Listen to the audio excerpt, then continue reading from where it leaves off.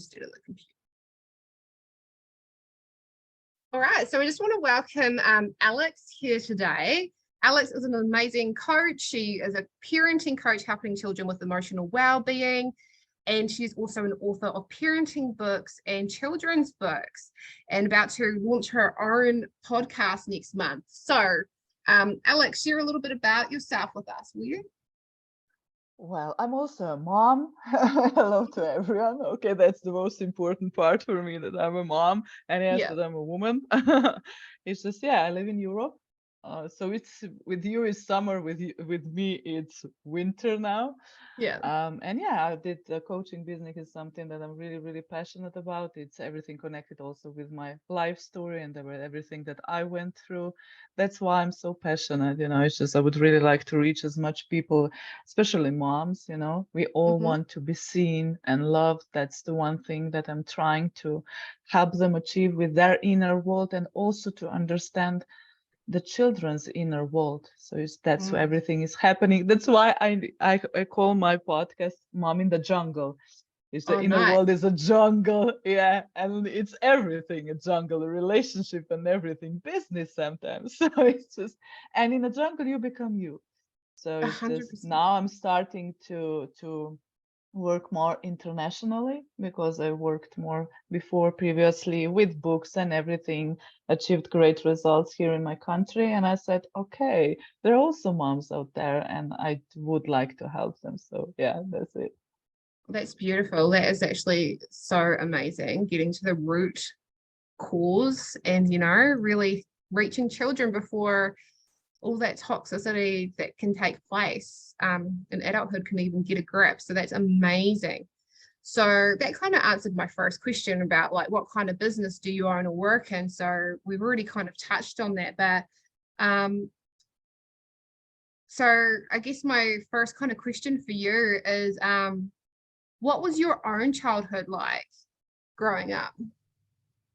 I was a hyperactive child, and they didn't know how to parent me. Mm-hmm. Mom had a different idea what kind of a girl she would like. Okay. And I was nothing like that. Okay. So there were actually, I always say, like four um, situations, experiences that I had in my childhood that really marked everything, also the toxic relationship and everything that I had. And one thing was that the feeling of being abandoned, because my father worked abroad, and one Mm-hmm. day it was just that I was two at that point, and my mom went, in Germany, Mm-hmm. and she took my older brother with her. And as a child, I can remember that I could feel that something is happening, Mm-hmm. something will happen. Nobody told me anything, just I was totally rebellious at that time. And when I just they put me into bed, and in the morning when I woke up, there was no one there, and I was like screaming and running, in the house, just trying to find safety, and there was no one else. And I could feel that pain for years and years when I discovered this pattern. The other thing was that as I was so hyperactive, I always did something, and the way they were disciplining me was not in a nice way. I was beaten a lot. I had to be on my knees a lot and ask for forgiveness. So that all affected everything.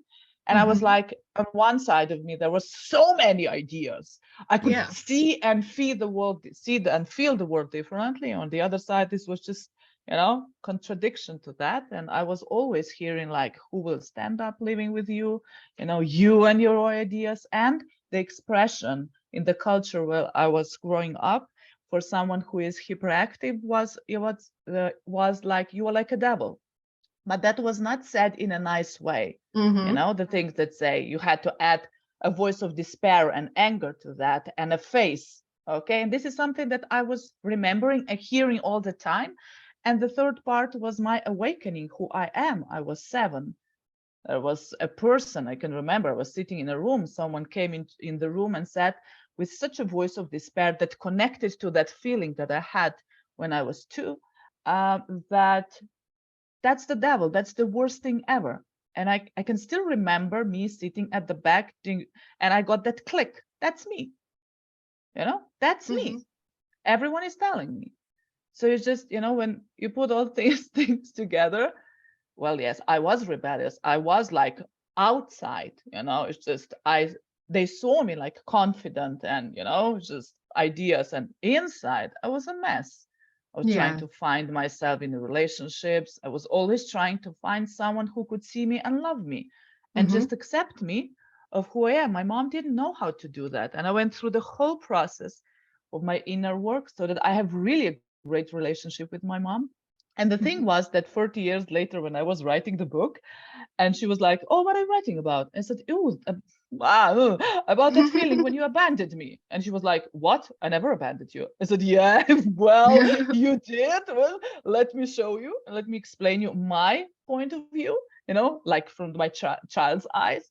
And she just sat down, and she said, "I left you at home because I cared about you.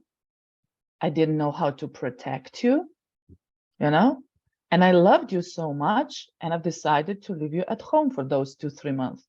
And I was like, "What?" I'm living in a lie. I was living for 40 years in a lie. That affected my life. And it just, started to reveal with every piece and everything that I went through in my life, also the toxic relationship and everything. It's just, I just saw more and more how everything is so connected, how we don't see and hear each other, how Mm-hmm. you really have to raise and into consciousness level, really grow through vulnerability so that you can build a good relationship with yourself, Mm-hmm. with a child, and also with a partner in a relationship. So yeah, that was my childhood. Like, oh, but it was lovely and funny also. Okay, but this was actually something that very, very marked my life. I can imagine it would. Can I just ask you a question, just out of my own interest? Yeah. Who did your mum leave you with? It was obviously must have been With my someone. grandpa, yeah, Yeah. with my grandparents, but they were at the stables at that time. It's just the Oh. kids, how it was on the village. And, Mm-hmm. they didn't have a good connection with my mom. It's just no one was there. Yeah, I don't remember what was later. Probably someone came, but at the point when I needed, that Mm-hmm. safety. But I think that it was more like, just stop crying. You don't need to cry for anything. Just she will come. I think it was more like in that way, Yeah. comforting me.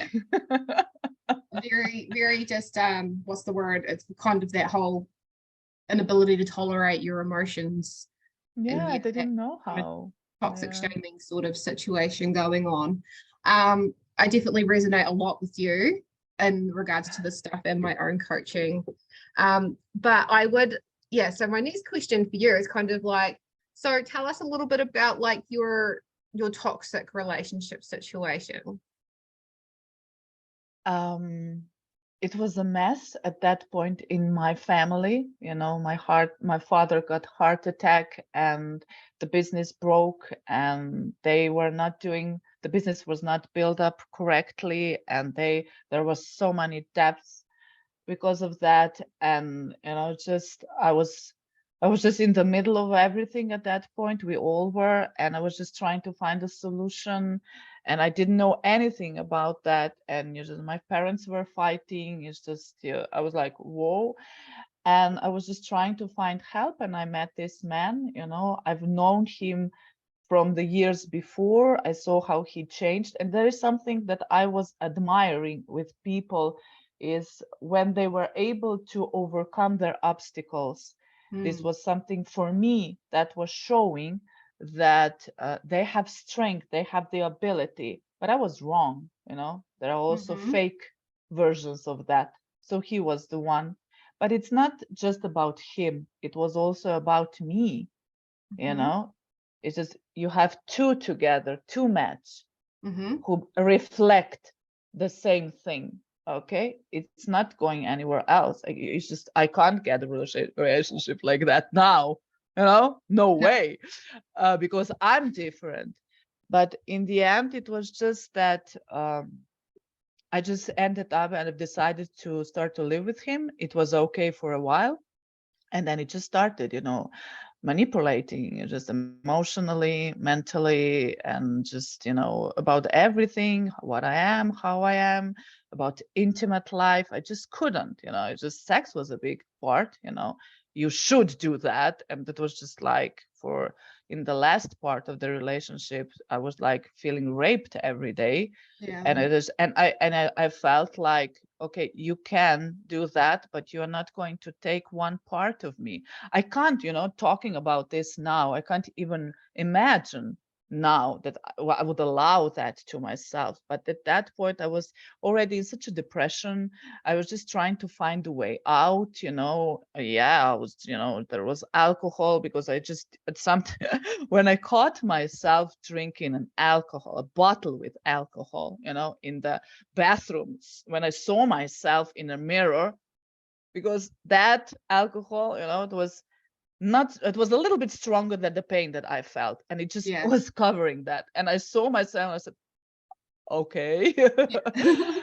is this where I'm going to end up? Yeah. And I just started then to trying to find a way out, playing one role with him, trying to find at the back the way out, because I've lived very far away from my family.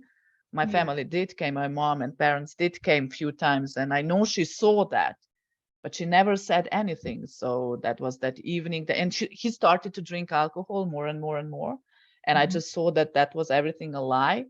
He was very intelligent. He very well knew how to just manipulate, and I was just a mess at that point. Yes, I got the ideas, blah, blah, blah, blah, and everything, but also in the business, I was working the business, but it's a different way of living in a relationship. There are two Yeah. different worlds. So I was successful pretty much there, but here I was like a mess. It was like nothing.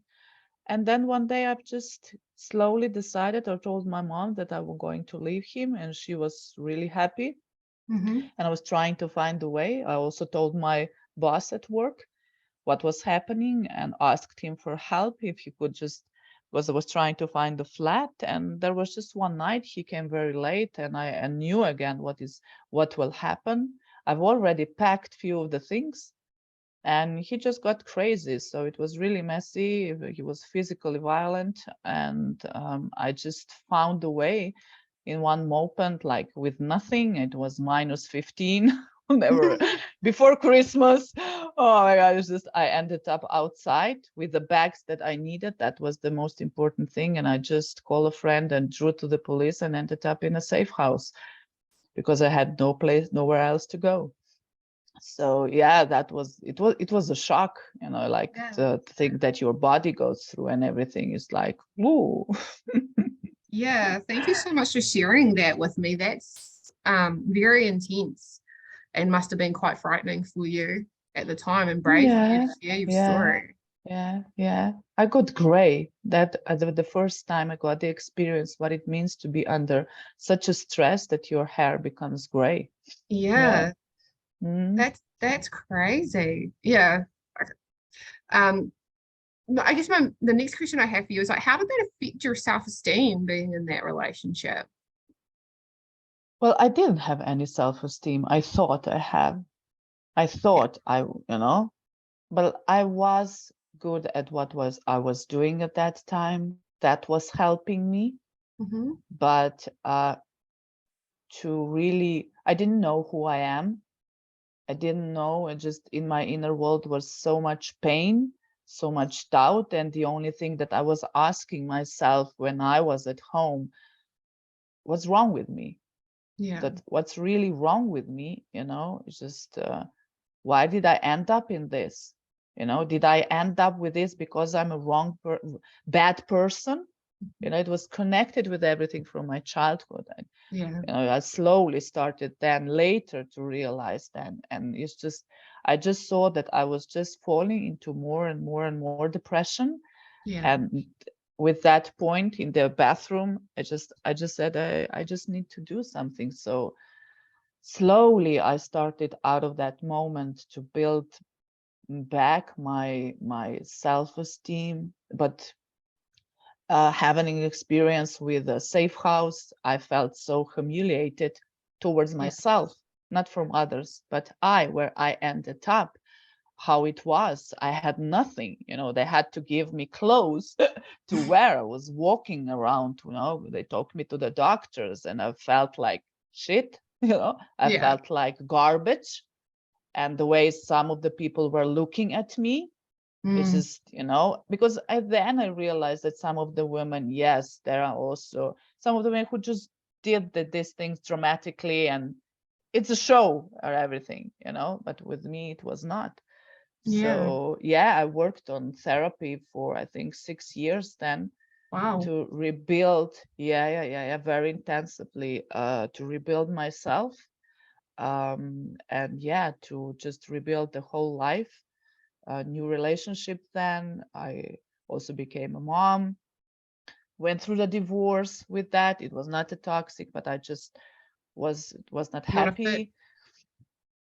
Yes, and I just started to listen to myself. And yeah, years later, I really had a break. Years later, I did slowly find a man who could hear me, see me. But I've changed. I Mm-hmm. was really working, in my inner. I was really, because when I started dating, I could see the patterns, Mm. in men. And I could see when I changed, things changed, with that was not working, 2, 3 dates. No, as I said, no, I've changed something, a different kind of person came. So I could Mm-hmm. see that. And then I just saw I had to do the inner work. The relationship was changing with my son and everything is just with business and everything. And I just knew more and more, in order to get a man, I had to become also a different, better, kinder, more confident, also to know Mm-hmm. who I am, that kind of person, to start to communicate totally differently because I didn't know how. And then I found a fit so that we both had the same goal, you know. And yeah, and it's really amazing. And I strongly believe that everyone can achieve that, Mm-hmm. but you have to do the work, Yeah, you do. even if you got the relationship, because these things come around. You see, you understand the things from your inner mindset, from your inner blocks, but it's in communication, it's nothing about that. You really need to, this is one book that I also wrote, um, how to stay calm and how to unlock your inner wisdom. I call it love, Love. Listen, your inner voices. Is that true? Listen really what the person or a child is trying to, teenager is trying to say to you. Listen, observe, Listen, observe. Then comes vulnerability. Wait, Mm. now the pain is going to come. You are growing. Wait, don't act, don't react. Don't just, I know it's painful. Listen, observe. That just stay aware. Then it comes the E part, like express, evolve. But you have two options: or to go in the same way through the same patterns as you did, and you're going to the same circle, or you start to change. You Yeah. start to find new words, new way, different way of talking, different way of being honest, not attacking, Mm. just different way. Because when we are in pain, we attack, go through that. And then you connect. Then you really connect. When you go through these 4 steps in the right way, then you connect in a way you want to connect with your child, in a way you want to connect with your parent, or with your partner. Mm-hmm. That's actually such a great way to put it. And you just simplified it so beautifully, because the thing is, I think like in life, we all get so like we make everything so complicated. And for people that come from like a really dysfunctional childhood where they're emotionally neglected, when it's too complicated, there's that fear of failure and we just don't try because Mhm. we can't be perfectionists. And if we can't be a perfectionist, then we won't do it. Well, you've made it. That's why I find my way in stories. Mm, It's just everything that I do in coaching. I start with moms, also with dads here and there, and with children. One of the ways with stories, because with a story you can connect. Nobody is judging you. You can connect with that. You can understand yourself. And I just give the tools, then Mm-hmm. how to grow through that. It's just very, very simple. And Yeah. everyone is allowed to grow. Mm-hmm. I just guide them and give them that in different path. So words, connection, energy, how to do that. Because if you were hearing like me the whole time with the voice of despair and anger, you don't have a mechanism inside you, the flow, the feeling, or how to talk about hard stuff, Mm. okay, in a kind way. This is Mm-hmm. happening with me. I'm a little bit vulnerable now, you Mm-hmm. know. I can write this in a book, but it's different when I'm going through the person, in my coaching, showing, teaching, just, Mm-hmm. no, because I'm very sensitive for the way, from which position are you speaking? We Mm-hmm. go so fast with the despair or judgment. We Mm-hmm. even don't are aware of that because we want to punish. Mm-hmm. That's not going to get you the result you want. And Yeah. change it and change it and change it.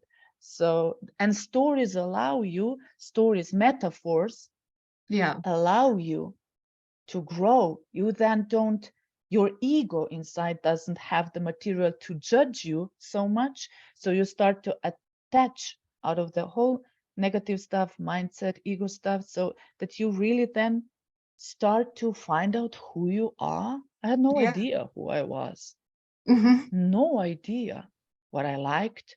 And then I was again lost being a mom, because you lose yourself when you're a mom again. It's Yeah. just trying to find yourself. And it's so important, so important. Yeah, it's amazingly important. And I think that's one of the things that I learned more than anything is just how becoming your most authentic self really creates a whole different world for yourself and the Mhm. people you attract and the life that you create. Like it's just completely different. But when you're stuck in that other space, when that false self kind of self, it just life just happens to you, doesn't it? It doesn't happen for you. It happens, but it depends what are you doing in that happening and how are you growing in that happening in the jungle. Come Yeah. again into my jungle.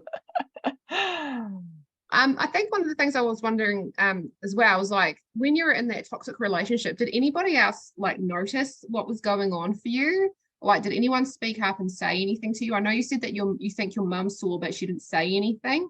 But did anybody else speak up for you? Well, I think that people saw, we see each other, we feel each other, we see how we are changing and the moves. It's just that we don't reach for each out. Yeah, And, it's just, it's their business, And I think that people saw, yeah, but at work, I was just trying to be creative and doing big things, because yeah, there I was coping somehow with my self-worth. yeah, And later, when I became a mom, I asked my mom, how so that she didn't tell me anything because she saw. And she just said that I knew and I believed that you will come out, that you are so intelligent that you will recognize. Because if in that moment I told you anything, I said anything, um, it would be too much for you. And I yeah, was waiting and praying. And I was like, wow, will I be able to be so strong towards my son? I just saw her differently. yeah, And there were just few friends with who I was sharing a little bit, but mainly I was alone. yeah, So people probably saw, but it just, but this you see when someone is really stressed. Okay, that's nothing. That something's not okay, but just no one said anything. And I think that was actually in one way the best way, because I had so much pain inside. I couldn't deal with also seeing someone see me. It would be just too much. yeah. I understand that. And the other thing I was wondering too is like, how did that start to? I know you said you're doing really well and trying to be successful and do big things at work and stuff during that time. But did you notice like any relationships start to deteriorate at work during that time due to the situation at home? Or did you find yourself starting to act in different ways? I just isolated myself in some of the things a little bit. Okay. And yes, I was a little bit more hard and probably not so kind in the way that I spoke. But I think that everyone just, went along. They saw and they just left me.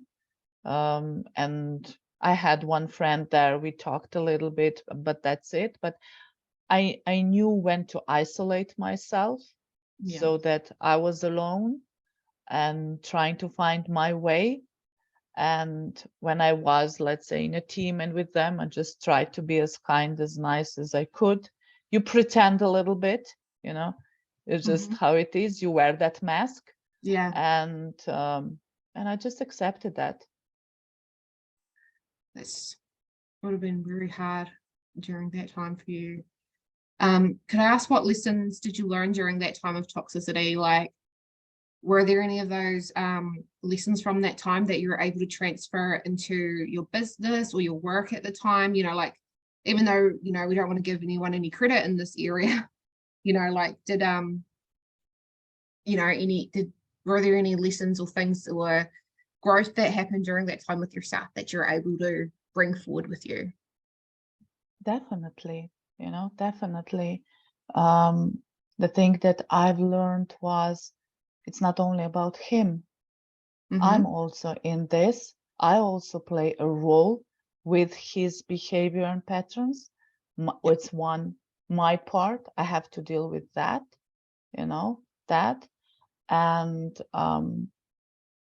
later, when I wrote the first, I published this in one other book. I was a co-author, and a lot of mom reached me when they read the story, and I've started to realize that I'm alone, and that was 10 years later. Then I start to speak more about it. And that's one thing, you are not alone. It's just, and there's nothing wrong with you.